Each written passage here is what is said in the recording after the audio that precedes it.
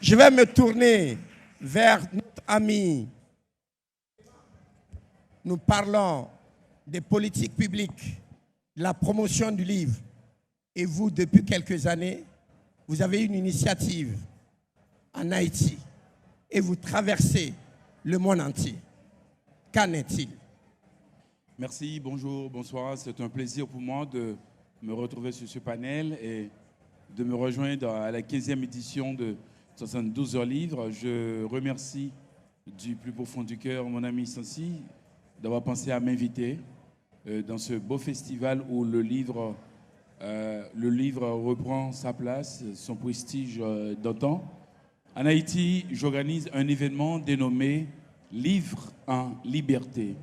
Livre en liberté, aujourd'hui, ça se trouve à la 84e édition. On fait ça un peu partout en Haïti et aussi à l'étranger. Très bien. Vous êtes à combien d'éditions? On est à 84e édition.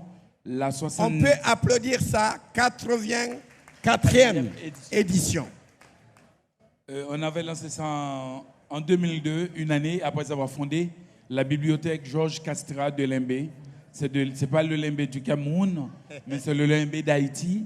Et au cours du mois de septembre dernier, j'avais eu l'occasion de visiter le Limbé du Cameroun que j'aime bien. Très bien. Qu'est-ce que vous avez dans vos rayons, dans votre bibliothèque? Est-ce une bibliothèque étatique, une bibliothèque associative, une bibliothèque communautaire? Nous avons une bibliothèque associative parce que cette bibliothèque est logée dans l'ancienne maison de mes grands-parents. J'ai fondé la bibliothèque en 2001 et en 2001, j'avais 22 ans. Et le 8 juillet prochain ramènera les 22 ans de cette dite bibliothèque, 22-22. Et là, c'est juste pour vous dire que pour moi-même, c'était important de faire quelque chose pour les jeunes de ma ville natale. C'est bon si vous avez votre voiture, c'est bon, vous avez votre maison, votre passeport, vous voyagez un peu partout dans le monde. Mais quand vous n'avez rien fait pour votre communauté, pour moi-même, vous n'existez pas. Et quelles sont les politiques publiques en Haïti pour la promotion du livre? Est-ce que l'État vous soutient? Est-ce qu'il y a des difficultés? Est-ce qu'il y a des avancées? Les conventions de Florence et le protocole de Nairobi sont respectés? Là, à ce niveau, c'est un peu difficile. Par exemple, l'État haïtien, via le ministère de la Culture, devait être là. Malheureusement, l'État n'avait pas répondu.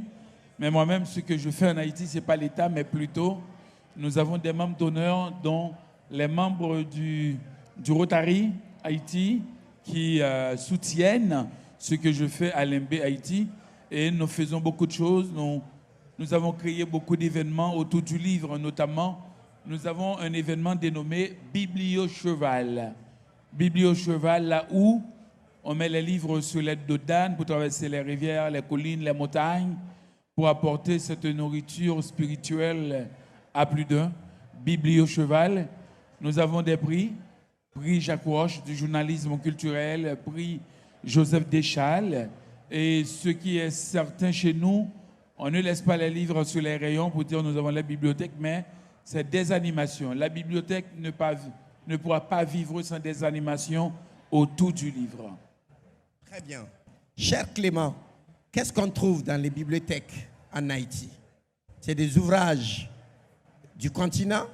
Non. Parce que Haïti, c'est quand même la fille aînée de l'Afrique. Oui, justement, ça c'est sûr. Est-ce qu'il y a des auteurs africains dans les bibliothèques en Haïti? Pour être honnête avec vous, je dois vous dire, à la bibliothèque de Limbé Haïti, nous avons un rayon dénommé littérature africaine. Littérature africaine, pour commencer par avec Senghor, personnellement. Nous avons beaucoup de livres de Sassine. William Sassine, c'est chez vous. Il y a aussi Tiano Monembe, oui. Monenembo, ce sont des grands auteurs guinéens qui font en quelque sorte la fierté de votre littérature. Là, c'est juste pour vous dire, moi-même, avant d'être haïtien, je suis africain et tout de suite après, je suis haïtien. Et voilà pourquoi j'ai un penchant fort. Il y a une histoire d'amour entre moi-même avec des pays d'Afrique francophone. J'ai déjà été au Togo, au Bénin, et là maintenant, je suis là. Et à la fin du mois de mai, je serai en Côte d'Ivoire, toujours dans la promotion du livre haïtien. L'histoire, c'est que je suis ici, dans votre beau pays, pour apporter des livres haïtiens. Je ne suis pas venu avec des livres pour vendre. Je suis là avec près de 150 titres de plusieurs horizons, romans, poésie, de plusieurs genres littéraires, romans, poésie, théâtre, nouvelles. Je vais pouvoir les laisser via La Matin Guinée avec son directeur, qui est un grand combattant, un grand colonel pour le livre. C'est un général qui sait ce qu'il fait avec beaucoup... Tonton, on ne peut pas te dire petit et toi-même tu t'es dit tout petit. Moi, je vais être maréchal. Là, c'est juste pour vous dire que, et au retour, le directeur lui-même, il va me donner des titres d'auteurs guinéens pour pouvoir augmenter les rayons africains que nous avons à la bibliothèque. Là, pour vous dire que nous avons beaucoup de titres, nous avons près de 17 500 titres de plusieurs horizons. Les gens viennent beaucoup. À la bibliothèque de Limbe Haïti, nous avons environ, j'espère que cela va vous étonner, nous avons environ 21 200 adhérents. 21 200 membres. Les gens viennent religieusement. Moi-même, ce que je fais le métier du livre. Le métier du livre, c'est quoi? Je ne me contente pas d'avoir la bibliothèque à Limbe pour dire aux gens que j'ai fondé une bibliothèque. Et moi-même, quand je suis à Limbe, je passe religieusement dans les écoles, de les sensibiliser. Je vais dans les écoles pour faire des cours de littérature contemporaine d'Haïti ou littérature universelle. Je ne touche pas dans les écoles, mais par contre,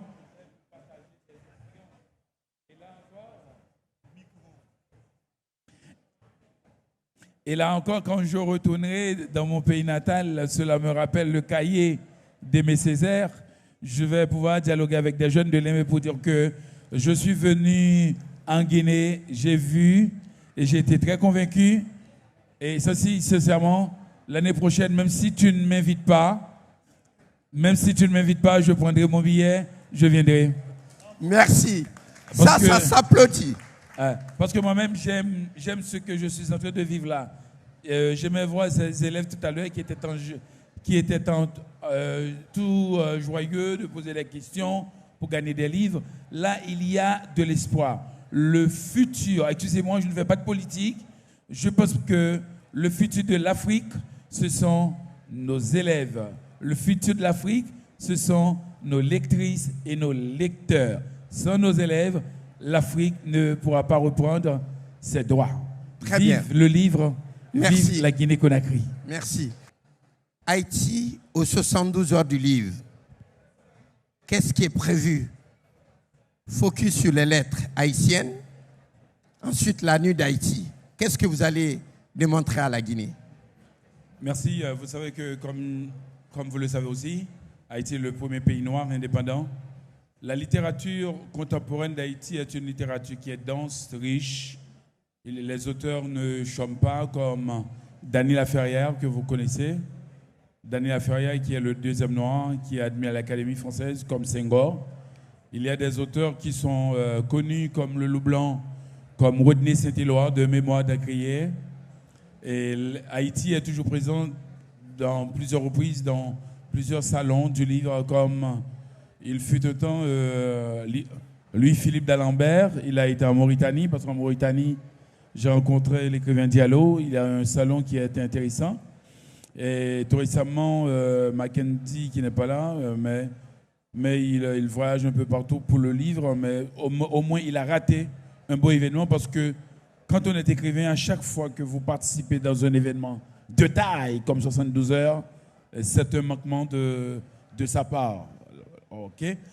Nuit d'Haïti, ça va être belle. La poésie, la musique, tout ça seront au rendez-vous pour dire Haïti, plus que jamais, est debout. Là où la négritude a été debout pour la première fois avec Senghor et Aimé Césaire, avec Darline Alexis, Robert Philomé, moi-même, Clément Benoît et Rodney Saint-Éloi.